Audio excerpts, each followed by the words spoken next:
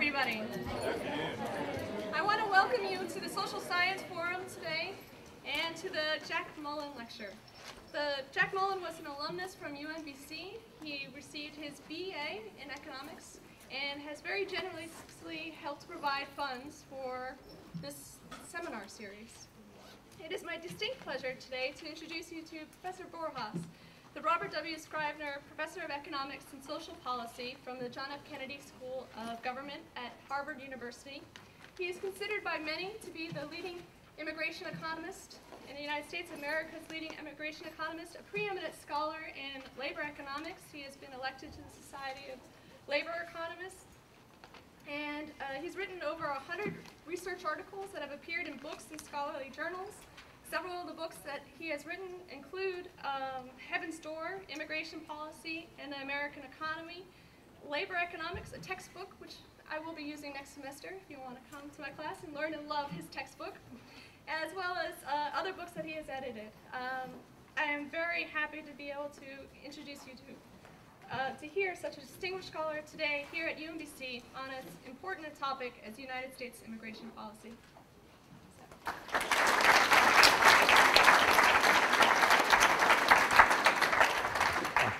Thank you very much, and thank you very much for using my textbook. My kids will greatly appreciate it when their tuition bill comes due in college. I want to get started by basically telling a little anecdote about immigration. And the anecdote goes back to January of 1979, when Jimmy Carter was president. And this is actually a true story. Jimmy Carter was president at the time, and he invited Deng Xiaoping, who was then the vice premier of China, to visit Washington. It was the very first time that that high-level official from China had ever come to the United States. So it was quite a big deal.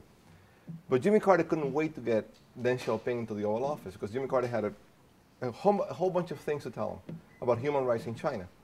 And Deng Xiaoping finally arrived in the Oval Office, and Jimmy Carter went down the list of things that he wanted to tell Deng Xiaoping about. The things that China should be doing to improve its human rights situation. And eventually, Jimmy Carter got to the issue of emigration from China. In other words, the right of people to leave China. And Jimmy Carter pointed out that, China doesn't give its people the right to leave. And as most of you know, communist countries prevented citizens from leaving. So Jimmy Carter told Deng Xiaoping, how could you imagine that China could join the club of civilized nations with, with good human rights if you don't let your people go? So Deng Xiaoping sat back for a little second or two and finally smiled and said, Mr. President, you're absolutely right. So how many people do you want? Needless to say, that was the end of the discussion about emigration from China at that point in time. But the reason that story is actually very useful to remember is that not only did it happen, but also that Deng Xiaoping put his finger on a question that if you're serious at all about immigration policy in the US, you have to answer. And that is the question, how many people does the US want to admit? And the reason it's an important question to ask is because the fact of the matter is there are many more people who want to come to the US than we would ever be willing to admit. So any kind of serious policy discussion, which is not the kind we have, but if we were to have a serious policy discussion, among the things that we should be discussing is how many people a year should the US admit? But even, suppose we could answer that question. Suppose that Jimmy Carter had actually thought about this for 10 seconds before the meeting with Deng Xiaoping. And Jimmy Carter had sort of said, well, maybe, 10 million Chinese over the next 10 years or 20 years, that'd be a good number to have. He could have told Deng Xiaoping, we want 10 million Chinese. But then Deng Xiaoping could have said, well, which 10 million do you want? We have 1 billion people to choose from. And that's the second question that any kind of serious discussion of immigration has to really address. There are many, many more people who want to come to the US than we'd be willing to admit.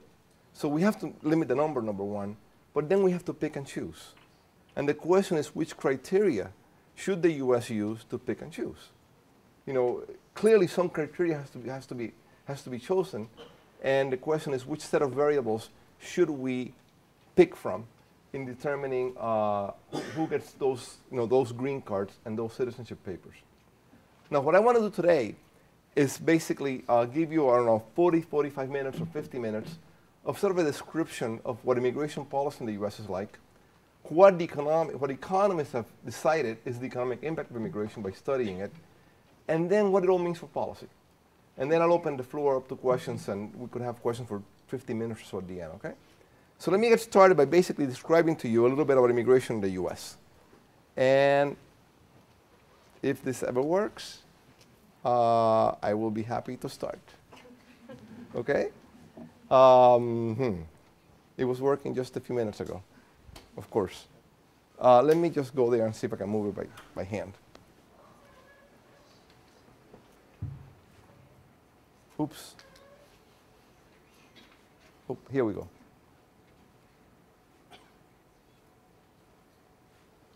There it goes. Okay. All right. The fact of the matter is that there's been a resurgence of large-scale immigration in many, many countries, not just the US.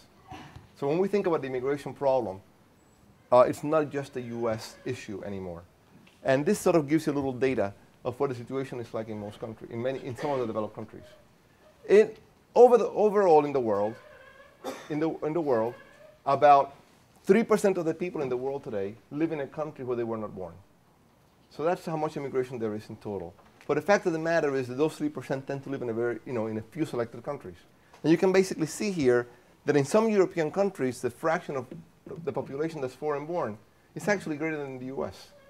And as a result, the immigration debate in Europe is actually quite heated compared to the one in the US in many countries. Not just because of the size of immigrants, but also because of all the social and cultural issues that come into play at the time. Now, let me talk about the US in particular. The US has kept data on how many legal, and this is the operational word for this slide, how many legal immigrants we've admitted to the US since the 1820s. Okay? In other words, how many green cards, to use the terminology most people sort of are familiar with, we actually hand out every year since the 1820s. In this slide, what you see is how many green cards, or how many legal immigrants were admitted in every decade since the 1820s. And you can basically see the ups and downs that take place. One important up is the one that occurred in the early 1900s. When you see a movie from Hollywood and you see a boat coming down and the Statue of Liberty and the New York skyline in the background, that's the immigration that people sort of have created this very mythic picture about in the US. And that's that big peak in the early 1900s. At the time, almost 1 million people a year were coming into the US legally. Now, as you can see, and as a result of policy changes I'll tell you about in a minute, that number declined very rapidly in the 1920s, reaching a low in the 1930s because of the policy change and the Great Depression. You know, the fact of the matter is the US was not attracting many immigrants, both because of policy and because economic conditions here were not that great in the 1930s, so very few people came. Since the 1930s, the number's been rising, about 1 million people a decade. So by the 1990s, we're now back up to the level where we were at the time of the Great Migration that sort of Hollywood has put into this mythic status, about 1 million people a year legally. Now, the fact of the matter is these ups and downs partly reflect changes in policy. Before 1875, there were no restrictions to come to the US. Anybody who could somehow get their body into the US was a legal immigrant by definition. Between 1875 and 1924, an ever-increasing number of restrictions began to be imposed on immigration into the US. And I put some of the variables here, but the list of who was excludable is actually much, much longer than that. In 1924, all these things were finally put together into one legislation. And for the very first time, Congress actually addressed the two questions I posed at the beginning. How many immigrants to admit, and which people should get the visas. In other words, for the very first time in 1924, Congress put a numerical limit on immigration. And that basically stopped that very large migration from the early 1900s, because there was a numerical limit. And because there was a numerical limit, Congress also had to decide, well, who among the many should get the visas? There's a very limited number of visas.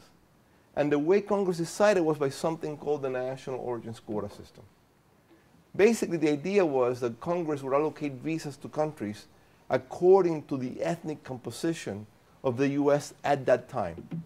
So for example, at that time, back in 1924, 1920s, 2/3 of the US was either of British stock or German stock. So that means that Great Britain and Germany will get 2/3 of the visas. And all the other countries will get a few visas here and there. So basically what Congress wanted to do was to allocate the visas in a way that would more or less replicate what the pre-existing ethnic composition of the US. And that was the point of the national origins quota system. In 1965, as part of the civil rights movement, that system collapsed, was repealed, and was replaced by something else, which is the system we have in existence today. And it's called the family preference system.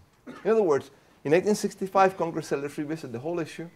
They still have a numerical limit, a higher numerical limit, so they still have to decide how we're going to allocate visas among the many who want to come. And the way they decided to do that was through something called the family preference system. In other words, we're going to give visas to people who happen to have family already residing here. Sort of a family reunification system. By and large, for most people in the world, the easiest way to get into the US today legally is by having a relative already living here who can sponsor their entry. And that's basically the system we have today. Now, just to give you an idea of what the numbers are like, these are the numbers for the last 3 years, or 4 years we have data for, 2001 through 2004. Almost 4 million people came into the country in those 4 years, legally. 2.5 million of those came through the family preference system. So as I said before, the largest number of, the easiest way to get into the country, numerically speaking, is through a family type of visa. A few people, 500,000 or so, came in through employment-based visas. So there are employment-based visas for people who have particular skills, but as a fraction of the total, it's not a very big number. Refugees, asylees, another 100,000 a year or so. And last but not least, something called diversity visas. Diversity visas, it's 181,000, about 200,000 over a 4-year period. It's roughly speaking 50,000 visas a year. Now, in jargonese, diversity visas is just a synonym for lottery. Literally, we raffle out 50,000 green cards every year. And if you want to see the lottery at work, in November, this next month, there will be an open enrollment period. And you go into the website of the immigration agents in the US, and you can actually fill out an application to enter the lottery. So if you live abroad, and you don't have enough family living in the US right now, that is really quite that is the way to apply to enter the US, okay? Now, just to give you an idea of the demand for entry into the US, there are 50,000 visas being raffled out every year. In the last lottery before 9/11, there were 11 million people who applied for 50,000 visas. And that tells you the extent of the demand for entry into the US. That is precisely why we have to have a numerical limit. Because the fact of the matter is, if we didn't have a numerical limit, the demand for entry into the US is really quite large, much larger than most people are willing to settle for. Okay, I've talked about legal immigration. Let me talk a little bit about illegal immigration, because clearly a big part of the debate is illegal immigration. And the latest numbers, just published by the immigration agents in the US, is that as of January 2006, we have 11.6 million illegal immigrants living in the US. Now, I didn't make up the data. No academic made up the data. This is the actual official publication of the Department of Homeland Security in the United States. And you might say, how do we know that? Okay? And let me tell you how numbers like this come about. Basically, we know how many green cards we hand out. I mean, we keep pretty good track of how many green cards we hand out. They might be late in the mail, and there might be huge queues for all that, but we know how many green cards we hand out.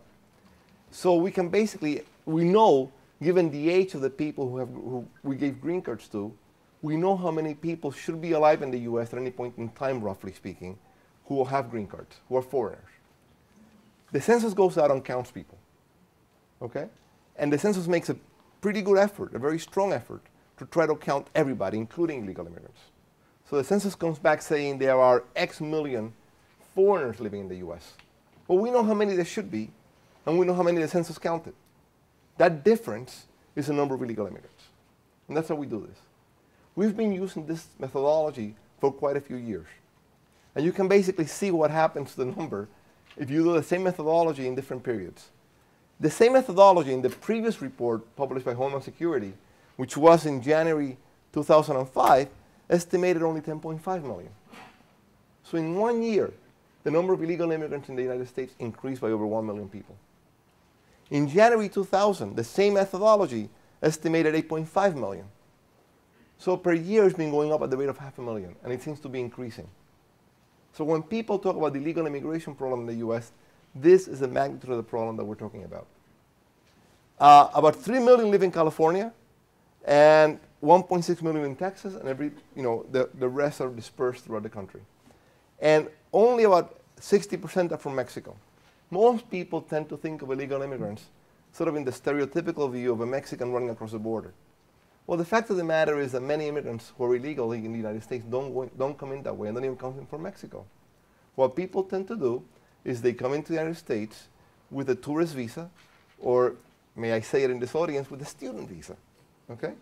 And you graduate, and I don't know, you don't want to leave tomorrow, you leave the next day or maybe next year, and the day your student visa expires, you become an illegal immigrant.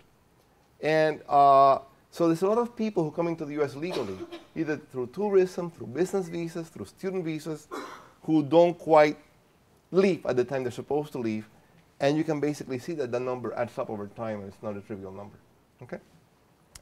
All right. Let me talk about the economic impact of all this now. This is what's been happening to the proportion of immigrants in the US workforce since 1960 through the year 2000. Okay? In 1960, roughly around 5% of the US workforce was foreign-born. That number went down to about 4.5% or so in 1970, and it's been increasing very rapidly ever since. So by the year 2000, it's around 13% of workers in the US are foreign-born. If you were to extend this through 2006, it'd be around 15% of workers in the United States today are foreign-born. So the fact of the matter is that the policy change initiated back in 1965 has dramatically changed the composition in terms of ethnicity, in terms of birthplace of the US workforce in a very, very short time period. And that's really one of the reasons for having an immigration debate today. Now, this graph is actually a little misleading. And it's misleading because look what I'm going to do. I'm going to take the same graph, the same kind of idea, but let me now do it by region of the country. So in other words, instead of asking what fraction of workers in the US in total are foreign-born, let's ask the question, what fraction of workers in California, say, are foreign-born? Or what fraction of workers in another state are foreign-born? And here's where you begin to see how localized the impact of immigration can be. And this is what the graph looks like when you break up the country into 3 parts. So in this graph, all I've done is basically done the same thing as the previous graph, what's the percent of immigrants in the workforce, but I'm doing it by region. And I have 3 regions defined here. The top line is California. The middle line is the other immigrant states, and by other immigrant states is in the footnote. I'm talking about New York, Florida, Texas, Illinois, and New Jersey. And then the bottom line is the rest of the country. In other words, the 43 other states in the rest of the country. Immigration, by and large, is a very localized phenomenon in a very few states. Okay? 2/3 of immigrants live basically in these states that I pointed out as California or the other immigrant states. So for example, in California, believe it or not, you go back to 1960, California was not a particularly immigrant-receiving state back then. Only about 9% or so of Californians at the time were foreign-born. Compare that to now, where it's almost 33%. So in a 40-year time period, the composition of the workforce in California changed drastically. Now, for the other traditional immigrant-receiving states like New York, Illinois, New Jersey, and now we add Florida and Texas, you basically see you start at 10% also, and there's an increase to about 20%. So again, these other immigrant-receiving states were affected by immigration that we've seen in the last few years. But for the rest of the country, you basically don't see anything until about 1990. And then it's only in the 1990s that it began to increase. People talk a lot about now how immigration is sort of being diffused geographically into places like Arkansas and Georgia and all these other states that were never really immigrant-receiving states in the US, right? That's basically the other state, the rest of the country in this graph. All that has been happening very recently. Now, how that will play out in the debate is really an interesting question because we really don't know how the debate over immigration will be once it's actually sort of spread all over the whole country. Until now, it's really affected only a very small number of places. And that's sort of what this graph tries to show you. Okay?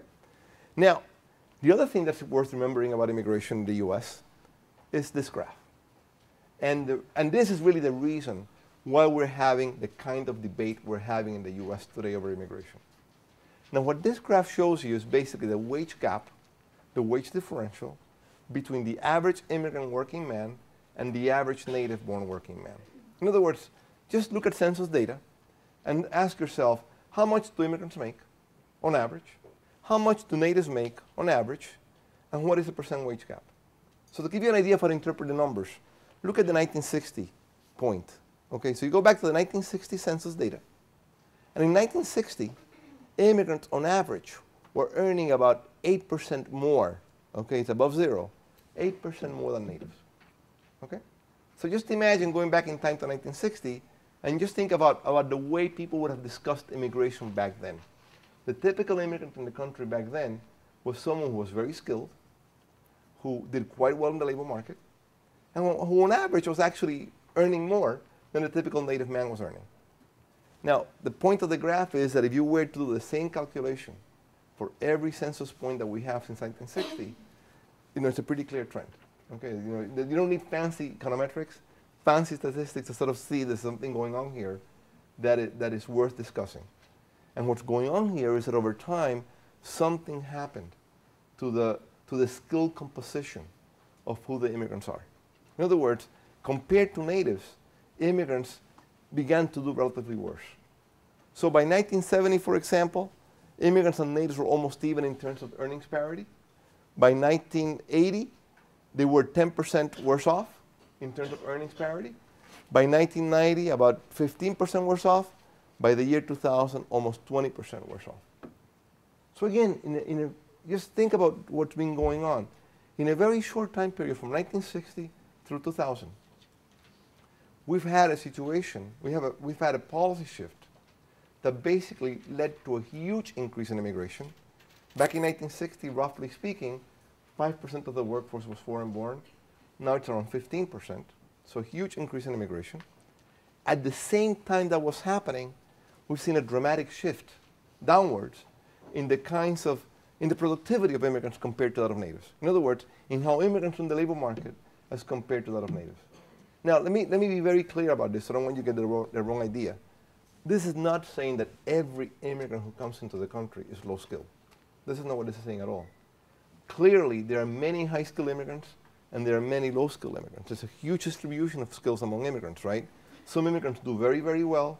Some immigrants do very, very poorly. What this is saying is what's happening on average.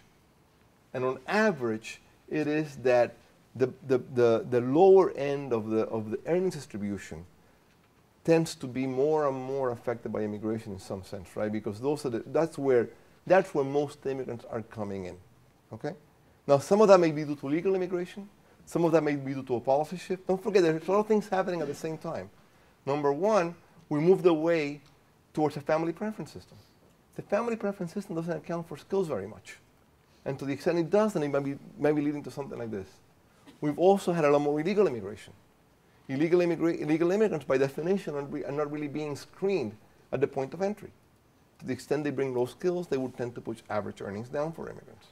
So there's a lot of things that are contributing to this, but it is because of this that we're having the debate, the kind of debate we're having. And if you want to convince yourself of that, just imagine the kind of debate we will have today about immigration if the graph didn't look like that, but looked the opposite way. In other words, suppose that the graph, instead of being a downward sloping line, were an upward sloping line where immigrants were doing forever better. We'd be having a very different discussion over the impact of immigration in the US today. So the reason we're having the discussion we're having is really because of this. The immigrants who are coming in today, for whatever reason, don't seem to do quite as well in the US economy as the immigrants that we admitted 30, 40 years ago. And it's a pretty continuous trend. Now, once you see that, it is very easy to sort of jump in and say, okay, what are the two key issues that dominate the debate over the economic impact of immigration? And the two key issues are sort of a direct reflection of that graph. One key issue is people are worried very much that because immigrants tend to be predominantly in the low-skilled part of the labor market, somehow they're coming in and affecting the opportunities of low-skilled workers already here. And don't forget, by low-skilled workers already here, what we would mean is not just natives. It's immigrants who've been here before. So anybody, just think about it. Take the US today as a given. We're going to have a lot of immigration over the next 10 years. If we admit 1 million immigrants a year legally over the next 10 years, that's 10 million people. If we have 500,000 illegal immigrants per year over the next 10 years, that's 5 million people. That's 15 million over the next 10 years. Those 15 million people will affect the earnings of, will affect the opportunities of whoever is here today. If the 15 million who are going to come in tend to be predominantly low skilled, they will affect low skilled people here, regardless of whether the people here right now were born here or not. So it really affects the whole labor market. Okay? And so that's one question. In what way has this trend affected the US labor market? The second question is, well, if you have low-skilled immigrants, you know, then we have a whole welfare state built to provide services to low-skilled workers and to disadvantaged workers. So to the extent that low-skilled immigrants come in, you know, they will probably end up, you know, things happen in life. People get sick. And they will probably end up qualifying for a lot of programs. And the question is, what is the impact of that trend on the cost of the services provided to immigrants? And those two questions, if you think about it, are sort of the two questions about which a lot of the debate revolves. And it all comes back to this graph. Now let me talk a little about the two questions. One important question is this one. Do immigrants affect the employment opportunities of native-born workers? Now, most of you in this room are much too young to remember this, but Paul Samuelson, who wrote this quote, is a very, very famous economist who wrote a very famous introductory textbook. And if you had gone to college in the 1950s, 1960s, 1970s, almost surely the economics textbook for principles you would have used would be Samuelson, which is where this quote is taken from. Okay? And Paul Samuelson is a Nobel laureate in economics, a very famous economist, one of the probably top 2 or 3 economists of the 20th century. So the question is really very simple. What happens to the labor market of a country that receives immigrants? Now, the problem with answering that question in today's environment is that it might lead to an answer that a lot of people don't like politically, and there's a lot of ideology thrown into the mix, and a lot of political correctness thrown into the mix. So the answer isn't quite as obvious as it would have been to an economist writing a long time ago. So that's the reason I actually looked at Paul Samuelson's textbook and went back to the edition published in 1964. Now, 1964, conveniently enough, happens to be the year before 1965, which is the year where policy changes took place that led to the resurgence of immigration today. In other words, had it not been for 1965 and the policy shift that we had then, we'd be having a very different talk today. Okay, so 64 is Paul Samuelson talking about immigration the way it used to be, outside the debate that we're having today, completely unemotional, completely based on basically supply and demand. And that's why the quote might seem a little strange, because he's saying, remember, this is as of 1964. He's saying after World War I, laws were passed severely limiting immigration. I just mentioned it before, right? The national origins quota system. He's saying only a trickle of immigrants has come in since then, which is true as of 1964. And then he says, by keeping labor supply down, immigration policy tends to keep wages high.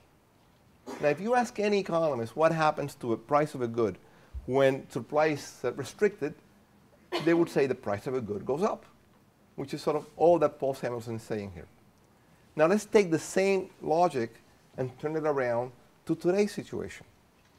Since 1964, since 1965 in particular, we've had an immigration policy that liberalized immigration. Many, many more immigrants have been admitted since. And as a result, by keeping labor supply high, by keeping the flow ever larger, immigration policy tends to keep wages low. Now that would be completely non-controversial were one to say this for any other good. In other words, if one were to speak about the supply and demand for butter, or the supply and demand for lettuce, or for tomatoes, or for cars, or for anything, the fact of the matter is that an increase in supply will probably lower wages. It's just that simple, the law of supply and demand. The same logic is true for immigration. So that's what theory tells you. Now, it has proved surprisingly difficult to actually prove that the laws of supply and demand work in this context. There's been a big debate in economics over the last 25 years already as to whether this statement of Paul Samuelson in reverse is correct. In other words, is it true that as the number of immigrants coming into the US increased, the wages of those workers most affected by them actually went down? That's sort of the underlying question. Now, there's both the problem with let me tell you how people have thought about this so you can sort of get a sense for the difficulty of answering the question. As I showed you before, most immigrants tend to concentrate or tend to geographically cluster in a very small number of places, right? There was one number I didn't mention before, but it turns out that most immigrants, in fact, 40% of immigrants live in 4 cities. New York, LA, Chicago, and Miami, I believe. Okay? So 4 cities, 40% of immigrants. So the idea that economists working in the 1980s had was the following. If it's really true that what this logic says is correct, in other words, supply goes up, wages go down, one should be able to compare, say, a city like Los Angeles, where there are many, many, many immigrants, and compare that to a city like Pittsburgh, say, where there are very, very few immigrants.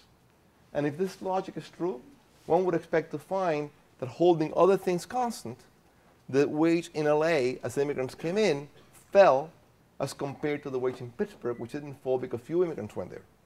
So if one were to do an empirical analysis, sort of a correlation, one should expect to find wages in Los Angeles, after controlling for other things, sort of falling faster than wages in Pittsburgh because more immigrants were coming into Los Angeles. A lot of people have done that comparison. And the answer you get from doing that stuff is nothing happens. You compare LA and Pittsburgh, and it's like you don't see much happening. So the question that's really bothered a lot of people is, as most of you know who've taken economics, we teach supply and demand. We start economics 101 by teaching supply and demand. We will not teach that model if it were wrong. So there must be something going on here that is sort of distorting the way we apply the model to get that kind of empirical finding. And it's taken a lot of time to figure out what's wrong with that comparison of LA and Pittsburgh. And there are 2 things that are wrong, basically. First of all, immigrants don't happen to just land in LA at random. Immigrants could land anywhere they want in the US, for example. And they only cluster in Los Angeles and New York and Chicago. Why is that? Why don't immigrants go to Mississippi or Iowa? Why do they avoid certain places and go to other places?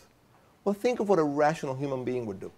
If you're going to come to the US, you're going to incur a huge cost in coming here. Would you want to go to a part of the country that has a thriving economy, or a part of the country that has, sort of a depressed economy or a recession or is paying low wages? Any sort of rational income maximizing human being would say, I'd rather go to the city that has high wages. But that means that you contaminate the correlation already, right? Because you're going to see immigrants in high wage cities to begin with. And it'll be very, very hard now to detect the change in the wage due to immigration because immigrants are ending up in high wage cities.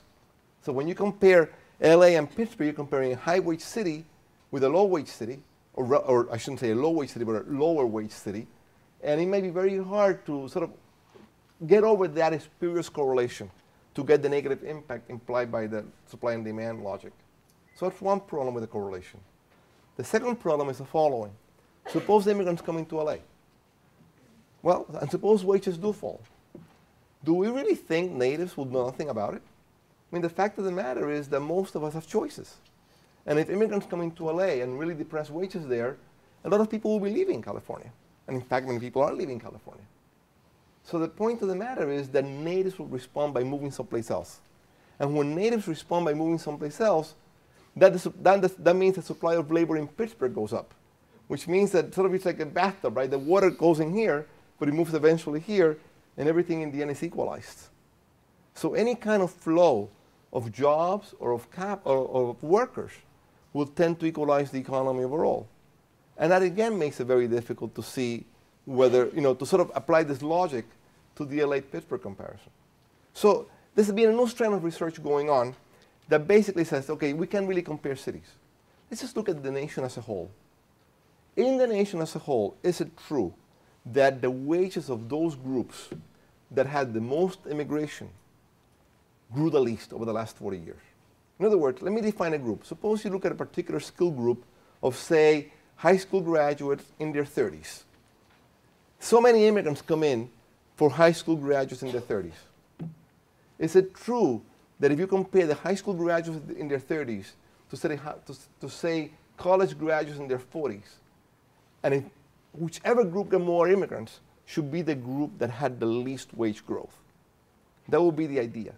When you do things that way, then you definitely find Paul Simonson's logic sort of confirmed. Let me show you the graph, and I'll give you the data points in a minute. This is the graph, basically. This is the graph for which every point in the graph is the change in the wage for a skill group over a decade. And the vertical and the horizontal axis, how many more immigrants that group got over that decade. So let me choose a point at random. This point right here is, for example, a point describing what happened to native wages for people, high school dropout in their late 20s, say. And this says, what happened here? This says, for high school dropouts in their late 20s, these many more immigrants came in a decade. And this says, this is how much the wage went up or down by. And then do that for every group. It should be the case that for the groups that had the most immigration, the wage growth should be lower. And that's precisely what you get. You basically get the demand curve that Samuelson had in mind when you do the data this way. Now, what in numerical terms, what does this all mean? In numerical terms, what this means is basically put into this graph. This is from a paper that I wrote with my Harvard colleague, Larry Katz, a couple of years ago. And basically what we did was to do the graph and do it in numbers, not just the graph, but actually do a statistical analysis. And in the first column, this basically says what happens to immigrants, to the wage of natives, as a result of the immigrants who came in 1980 through 2000. In other words, what happened to the native wage as a result of the immigrants who came in that period? On average, the wage went down by 3.4%. Now, that's not a big number if you think about it. What this is saying is basically the following. In the years 1980 to 2000, immigration increased supply by something like 8 or 9 or 10%. So supply increases of 10% lower the wage by 3%. In other words, an elasticity, for those of you who are studying economics now, of about minus 0.3. Not zero, but not that big either. But the impact, however, is much bigger if you look across education groups for some groups. For high school dropouts in particular, the impact was minus 8%. And the reason for that is precisely the graph I mentioned before. That decline in the average wage of immigrants? Because many immigrants today are disproportionately low skill. It is the low skill part of the market that is paying the price for this. And that's basically what's been going on in terms of the economic impact of immigration. Now, we did it two ways. We did one in the long run, the short run, and in the long run. In the long run, what's going to happen is, as immigrants come in and the wage goes down, that makes being an employer very profitable. And that means there'll be many more employers trying to make money out of this. So capital will adjust. There'll be more firms, more jobs, and so on, right? Over time, that means that the economy returns back to where it began, basically. That's where you get zero on average in the long run. Now, how long will it take to reach the long run? Who knows? I mean, some people would argue it's a year. Some people would argue it's 10 years. The famous economist Keynes said, in the long run, we're all dead. And, we just don't know, okay? But in any case, we know that in the long run, after all the capital adjustments that could take place have taken place, it'd be zero on average. But even then, the high school dropouts will be losing by 5%. So the fact of the matter is, look, there are clearly gains from immigration. Employers gain. Profits increase. Some of those profits get trickled down to consumers. But all those gains come at a cost. There's no such thing as a free lunch, in other words, right? I mean, the gains from immigration have to be paid in by someone. And the someone here is basically low-skilled workers in the U.S. who are the ones that are facing a much tighter labor market as a result of immigration. Now, so that's one question that people have worried about. What is the economic impact in terms of the labor market impact? Let me now turn to the other question people worry about, which is, what is the economic impact in terms of the fiscal cost. And for the fiscal cost, let me actually give you a little history lesson here. People have worried about the fiscal cost of immigration in the US even before there was a US. Okay? The very first legislation in what is now the US restricting immigration of poor people was done by the very liberal state of Massachusetts back in 1645. Okay? And they restricted the entry of poor immigrants, period. In 1691, New York State set up a bonding system, a system that economists would love. Okay? And the system was basically the following. If you were a person in New York State or in New York territory, colony at the time, okay, and you wanted to bring in an immigrant, and that person was poor, you had to put up a bond to the government before they would let you bring him in. And that bond would be used to pay whatever cost would be associated with that person after he came in. That dates back to 1691. Okay? Now, in 1876, and a lot of states did that. In 1876, the Supreme Court says states cannot do that. Some of you have probably heard in the current debate that states cannot regulate immigration, right? And that's where that comes from. In 1876, the Supreme Court said states cannot regulate immigration like this. It's a federal prerogative. And all that stuff was overthrown. States began to cry to Congress, we have all these regulations, now all these poor immigrants are coming in. Congress responded. In 1882, Congress said, we're not going to let anybody in who cannot take care of himself or herself without becoming a public charge. So the fact that, and that has been in the books since then. So since 1882, public charges are not admissible in the US, according to law. Okay? Congress went even further in 1903. And again, that's still in the books. In 1903, Congress said, not only are they not admissible, but if somehow they get in, and then they become a public charge, they're deportable. So, believe it or not, the law of the United States today is, even though it's not enforced, public charges are not admissible, and if someone becomes a public charge after being admitted, that person is deportable. Okay? Now, all this has been in the books for a long, long time. But the idea, oops, I skipped the idea is still in the air. Okay? And it's in the air in the following way. About 10 years ago, President Clinton signed a very famous piece of legislation called welfare reform. In that welfare reform legislation, what Clinton did was to actually add to these restrictions that are in the books since then. As of 1996, which is what Clinton signed into law, in the welfare reform legislation, now in the books, new immigrants, new non-citizens arriving since 1996 are not entitled to any kind of public assistance. That's federal. And that restriction is only lifted when the person becomes a citizen. Okay, so that's the way things are now. Non-citizens coming into the US today are not entitled to assistance as long as they are non-citizens. So clearly, you see the incentive system working. Immigrants will want to become citizens as quickly as they can to get around this issue. But the legislation also gave states the right to participate in the programs. In other words, even though the Congress said the federal government will not pay for, say, food stamps for newly arrived immigrants who are not citizens, since 1996, states can pay it out of their own money if they want. And many states did that, particularly the large immigrant states like California and New York. So let me show you what happened as a result of all this. And again, this is to give you an idea of what numbers we're talking about and why this is a concern. This is data from a survey called the Current Population Survey, which we economists call the CPS for short. In case you don't know this, the CPS is done monthly. And whenever you hear on the radio the employment rate today has increased to 6.3% or the unemployment rate went down to 5.9%, that's the monthly survey, that's the CPS, that's where the data come from. They ask about unemployment and they ask about a million other things. And the million other things, among the million other things they ask about is, do you get assistance or not? And the question is, how many people get assistance in the US? Just let's ask that very simple question. How many immigrants get assistance? How many natives get assistance? And this is what the data look like from the CPS. So for example, Back in 1994, before Clinton signed the welfare reform legislation, right? Back in 1994, about 23% of immigrants or immigrant households receive something, okay? And by something, I mean cash or food stamps or Medicaid, okay?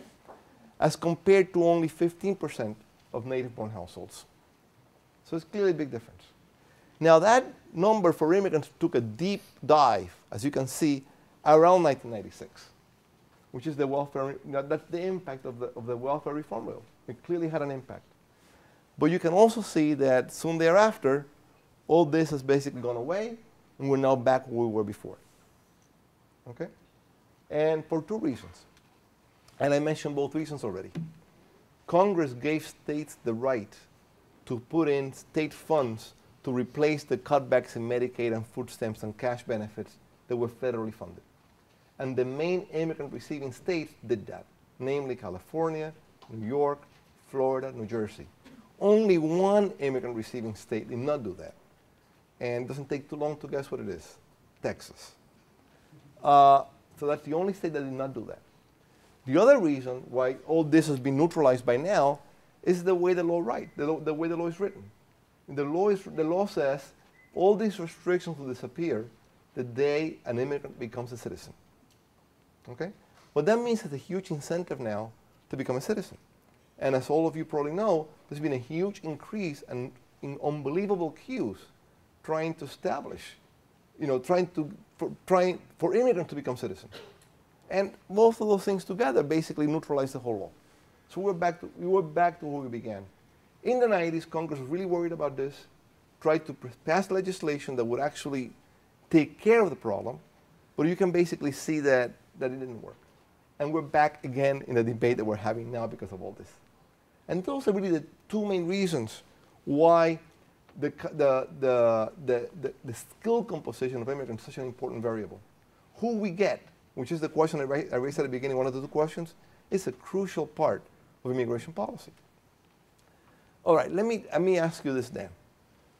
I've given you a lot of facts and a lot of data, a lot of things to think about, and I'm going to throw one more question out.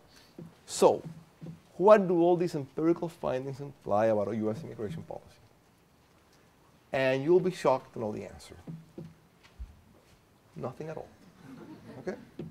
Now, most economists, most people thinking about this will say, there's a huge temptation to jump from all these numbers to saying we should do this or we should do that. One should avoid that temptation, because any temptation like that is sort of being intellectually dishonest when you do things like that. Let me tell you what I mean by that. Suppose you believe the fact that immigrants do use welfare, and that they use welfare disproportionately.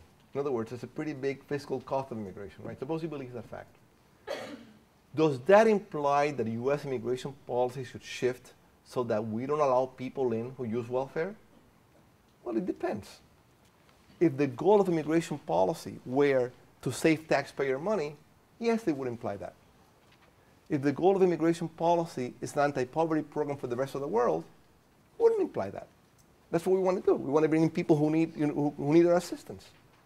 So the point is, all these empirical facts by themselves don't really mean anything about what the policy should be unless you first decide what it is you want the policy to have as an objective. In other words, what is the objective function that you want the U.S. to have and that you want immigration to accomplish? Different objective functions will take the same facts and come up with completely different implications.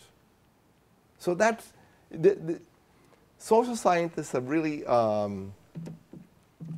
lot of misleading stuff goes on because that important point is forgotten. I mean, you go out and you get data and you report this is true and that is true and the impact of this on that is X and Y and Z, and therefore you say we should do the following. There's something missing in that therefore. There's an ideological filter, a value system that is missing between the data and what we should do. And that's basically, what do you want immigration policy to accomplish? A very simple question. Okay? Most people are not willing to state out loud what they want immigration policy to accomplish. So you sort of have to guess in between the lines as to what it is they really want. Because it's not really from the data that they're driving all these policy implications. It's really from their ideology that's driving them. Okay?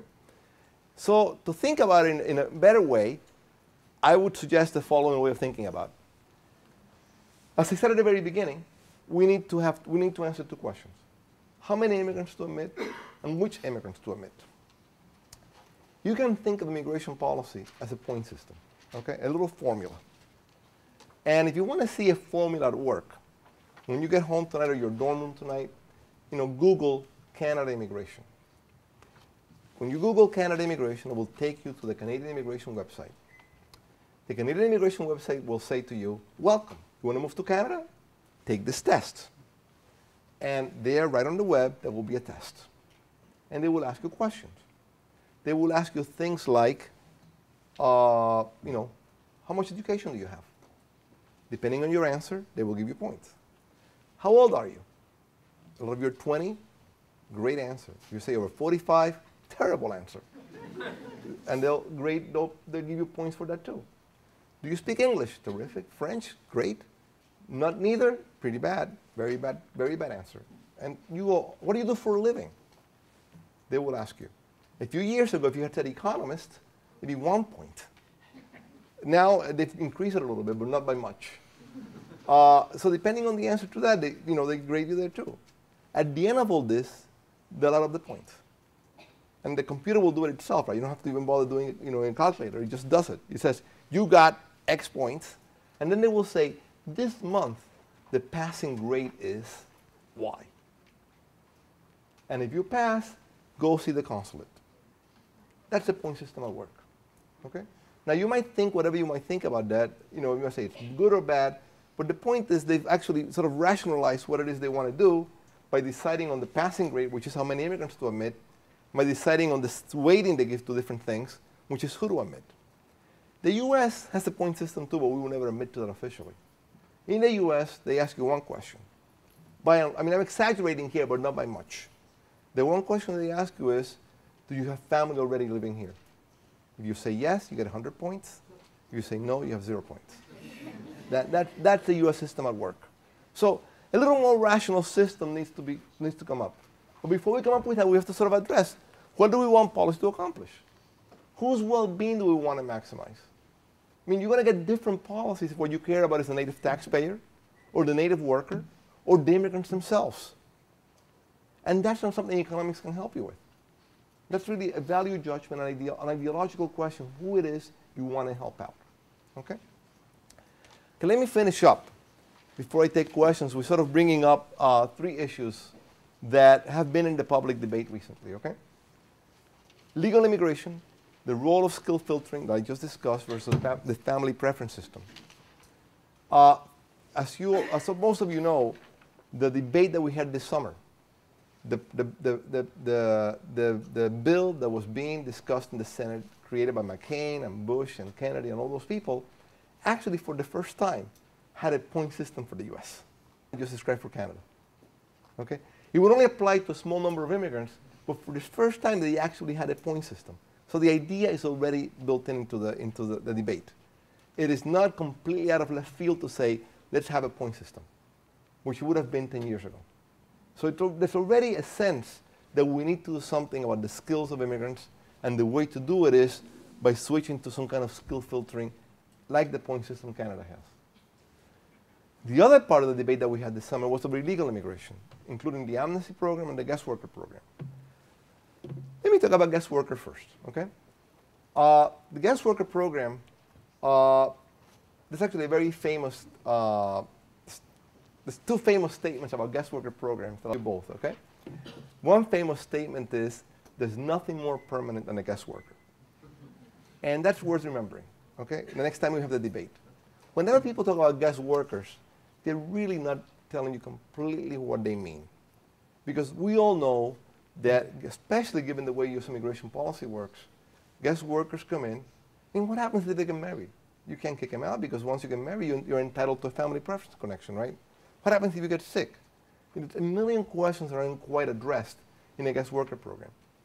In almost every country that has had a guest worker program, the guest worker stayed, which is what you would expect them to do, given that the cost of, they're leaving a country that's poor to begin with. Why would you want to go back to that country if you can avoid it?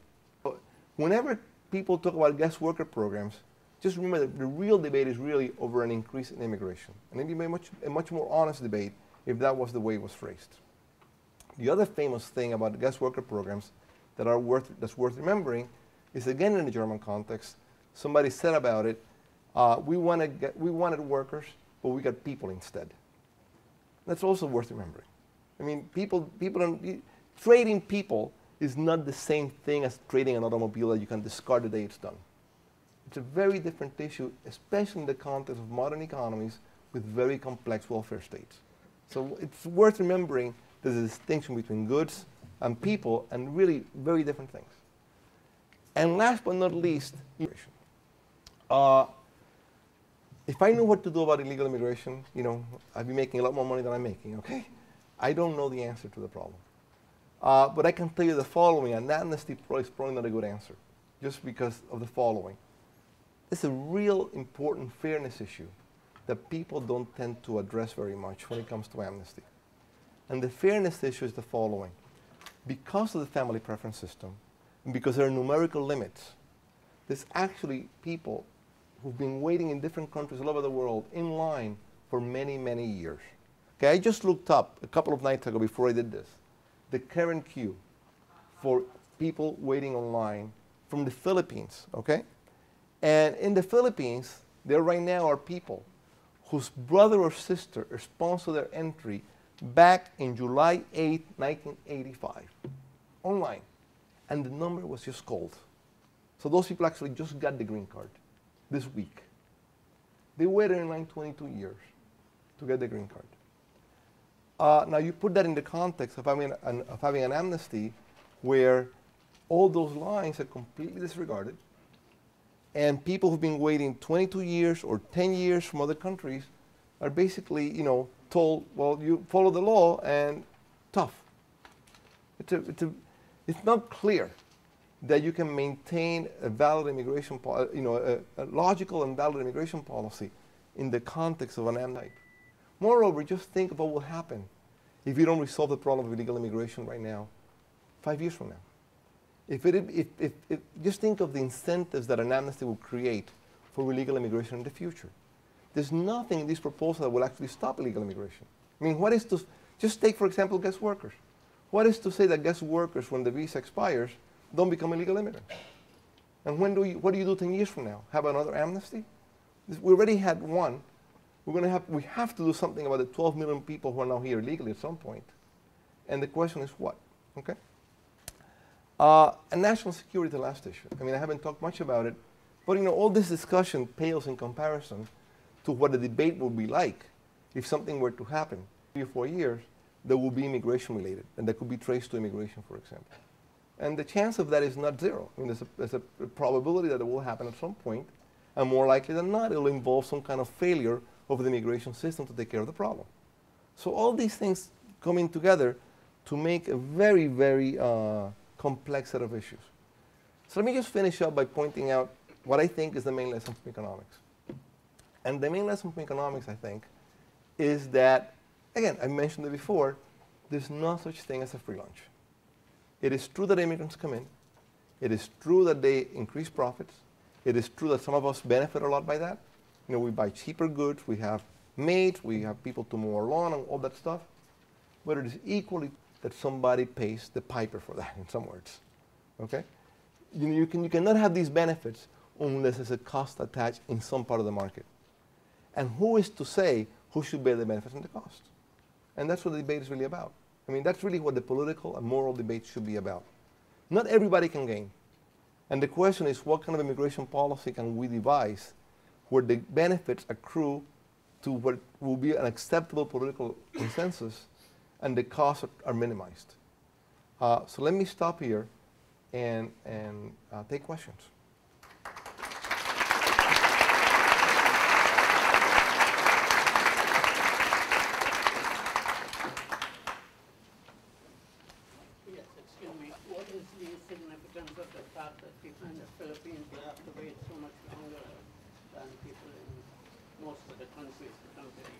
The significance is that each country has a numerical limit. Each country has a separate numerical limit. So for example, I forget the exact number. For suppose it's 15,000 from the Philippines. If the queue in the Philippines is very, very long, it will take a long, long time to go through the whole queue. If only 15,000 a year can come in. Okay? Question. When you're analyzing the effect of the labor supply on wages, Right. how do two things affect that? A, the minimum wage laws, and B, the fact that immigrants often end up in agricultural jobs which are not affected by some minimum wage laws. Okay. Great question. And I wish I knew the answer, okay? I honestly don't know the answer to that. As far as I know, not a single study that has looked at the wage impact of immigration has taken the minimum wage into account. Now, at the same time, let me say the second part of your question about agricultural jobs, the fact is that most immigrants, even though many immigrants are there, most immigrants are not. So in terms of the overall data for the US, the presence of agricultural jobs will not be the determinant of what the result is. Okay.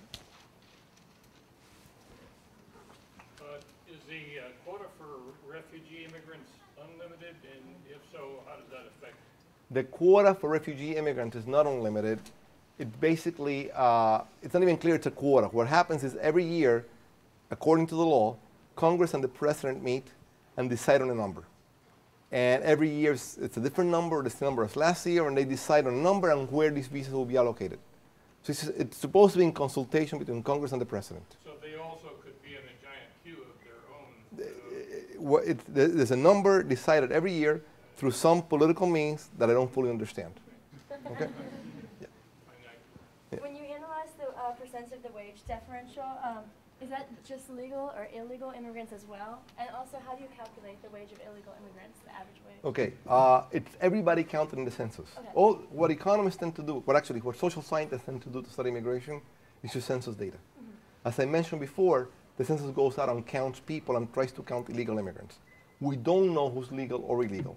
So when you look at the wage gap of immigrants and natives, you're looking at the wage gap of every counted immigrant, both legal and illegal, with every counted native.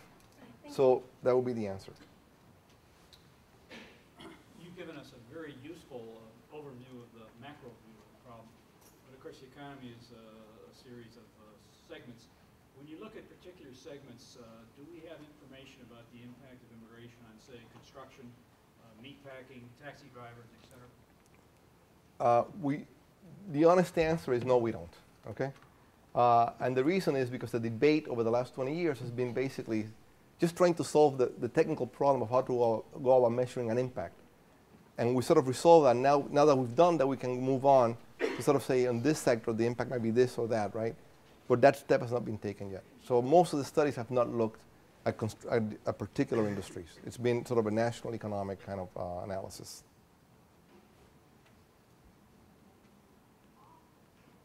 Yeah. You said the effect of immigration on the labor market is mostly in low education jobs. Does this have any effect on people's choice to pursue higher education? It should, and that's another great question. It's actually a paper waiting to be written, okay? In theory, it should. In theory, as the low-skilled wage has dropped, natives and pre-existing immigrants in the U.S. should respond to that over time by moving away from the sectors most hit by immigration, right? Whether that's true or not, empirically, it's a different question. But in theory, yes, it should. Yeah. What impact and role does NAFTA current policies have on, I guess, immigration, especially from Mexico? NAFTA? Right, NAFTA. Okay. There's a big debate about that, actually, okay? Most people would have thought, let me put it differently. When NAFTA was being proposed and debated in the early 1990s in the US, one of the big selling points was that if NAFTA were to go into effect, the wage gap between Mexico and the US would narrow because jobs and trade would allow Mexico to develop better. And as a result of that, there'd be less need for immigration to happen from Mexico to the US. That was a selling point. In reality, we don't see that at all, okay? So it means a number of things. Number one, it may well be that our theory of letting NAFTA be and letting trade happen didn't really help equalize wages between Mexico and the US. That would be one possibility. The other possibility is that there are provisions in NAFTA that almost inevitably meant there'd be more immigration. And one provision I'm familiar with is the provision of deregulating a lot of the agricultural sector in Mexico, of prices in Mexico. In other words, removing price supports for a lot of products in Mexico, particularly for corn. Now, the reason that's important is because corn in Mexico is produced usually by very poor farmers. And the land is actually quite bad. And it's basically rain-fed crop, a rain-fed crop in Mexico, corn, okay? NAFTA ordered the Mexican government to remove any price support provided to the corn raised by these Mexican farmers, by these very poor Mexican farmers. Now, as the price support was removed, the poor Mexican farmer could have said, well, instead of growing corn, which is no longer supported, I should grow something else instead, right? But to grow something else instead, you have to install an irrigation system, which is very, very expensive. And they couldn't. So what do you do with all these thousands, maybe tens of thousands of poor farmers that can no longer support themselves because they're no longer supported by the price support of corn in Mexico? More likely than not, all these people came to the U.S. illegally. Not all, but I mean, some of those people came to the U.S. illegally. So there were actually provisions in NAFTA which were not discussed widely at the time, okay, that almost inevitably would have led to more immigration. I'm not an economist, I'm a Okay. political science major, Okay. so what struck me most was your use of the word illegal immigration, Okay. whereas in political science, people that you would quote like Max Frisch and Paul Martin tend to use the words undocumented worker. Is there a reason that economists are using the words illegal versus undocumented? Because illegal does frame it in such a way that, if someone's a car thief, they're not called an illegal person. They broke a law. But giving that name illegal is putting a framework upon them that's making them seem less than human. I didn't use the word alien. There's no moral. No morals in economics. I had them removed when I was a kid, okay? There's no moral value judgment in the use of these words. I mean, for example, the word illegal alien is a word in the law regarding, people who are foreigners. It's not really any kind of pejorative word. Illegal is just a description of whether you're legal here or not. So I don't mean anything. I know you don't. I was just wondering if that's No, I mean, standard economics. I don't even know if most economists use it. I use it because it seems like a very clear-cut way of describing a particular group of people. Okay. Has there been any studies on the effect of like a workers' efficiency in the U.S. with increases in immigration, or like downing in efficiency, or an increase since there's more? You mean worker productivity? Yeah. Yeah. I mean, you would think that when you have a lot of illegal immigrants, when you have a lot of when you have a lot of low-skilled people coming into the U.S. who should not have been here in the first place, you would think that, like, for example, take Southern California. A lot of people who shouldn't be here are here, and they're low-skilled. And just think of the typical upper-middle-class household in California. They could benefit tremendously, right? Because now the upper-middle-class household has somebody to clean their, mow their lawn for them, clean their house for them. That allows upper-middle-class workers to sort of become more productive, right? Invest more in human capital. And there could be a pretty sizable productivity effect on more skilled workers as a result of that, right? People have measured that. Now the problem with measuring is that you need a theory to measure that. You need a big, full-blown theory of how all these factors of production interact. So a lot of restrictions are imposed on the theory. But there is an impact, no doubt about it. I don't think it's very large, but there is an impact.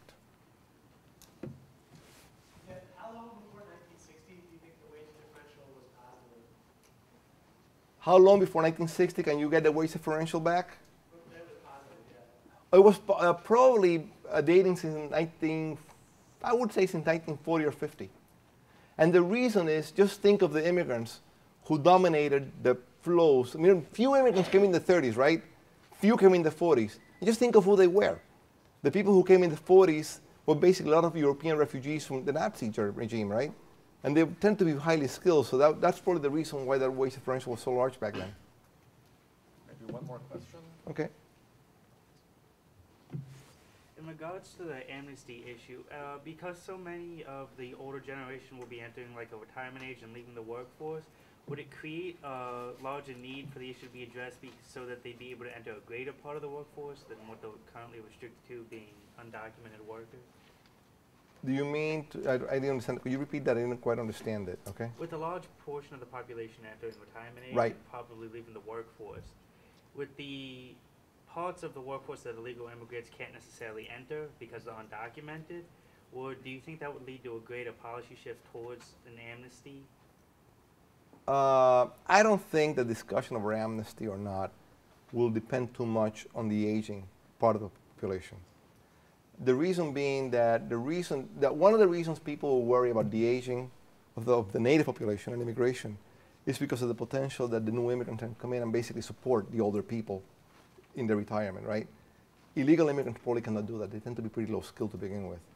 And the amnesty issue is really, I think, politically, will be separated away from this aging problem.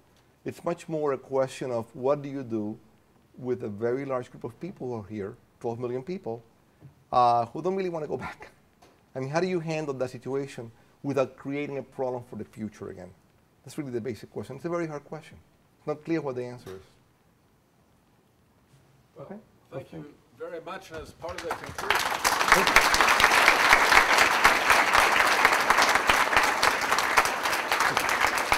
Thank you very much.